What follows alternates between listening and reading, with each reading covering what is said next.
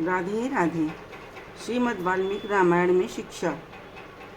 आर्यावर्त भारतवर्ष में प्राचीन काल से मानव जीवन में शिक्षा का विशेष महत्व रहा है। बाल्यावस्था में ही शिक्षा के लिए गुरुकुल में जाकर अध्ययन द्वारा वेद वेदांत आदि शास्त्रों में योग्यता प्राप्त की जाती थी। यहाँ तक कि भारत भूमि में अवतार लेने वाले ईश्वर को भी गुरु द्वारा शिक्षा प्राप्त करने की विचित्र परंपरा का निर्वाह यहाँ दृष्टिगोचर होता है। भगवान श्री कृष्ण एवं बलराम जी संपूर्ण वेद शास्त्रों की शिक्षा प्राप्त करने के लिए अवंतीपुर उज्जैन निवासी काश्यप गोत्रीय श्री सांदीपनी मुनि के समीप गए थे। मर्यादा पुरुषोत्तम भगवान श्री राम भी गुरुकुल में जाकर महर्षि वशिष्ठ से संपूर्ण विद्याओं की शिक्षा स्वल्प काल में ही ग्रहण करके आए थे। प्राचीन शिक्षा प्रणाली की ये विशेषता थी कि वेद से लेकर रामायण पर्यंत संपूर्ण संस्कृत वाङ्मय विद्वानों को कंठस्थ रहते थे।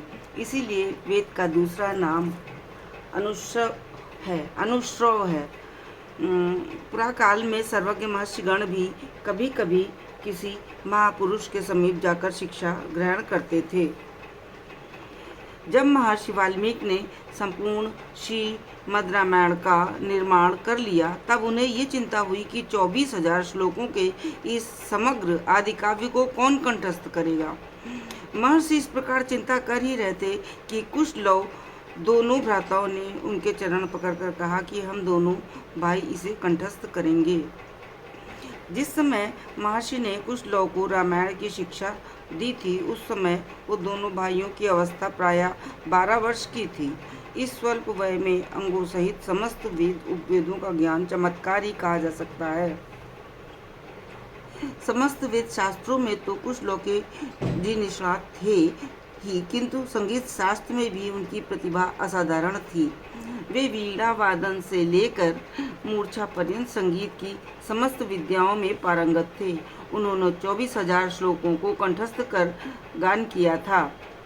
मैथिली पुत्र श्री कुशलव जी वाणी के वश में श्रीमद् रामायण महाकाव्य था। इन्होंने संत महापुरुषों ऋषि महर्षियों के मध्य एवं भगवान श्री राम के दरबार में रामायण महाकाव्य का गान करके अपनी असाधारण योग्यता को प्रकट कर दिया। जय श्री राधे। आगे हम श्री हनुमान जी की हमारे यहाँ श्री हनुमान जी प्रकांड विद्वान थे और उन्होंने सारे वेद पुराण सब कुछ कंठस्थ थे।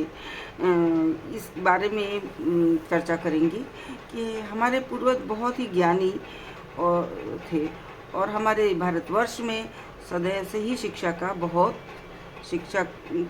महत्व रहा है। रामायण में भी शिक्षा का पर बहुत बल दिया गया है।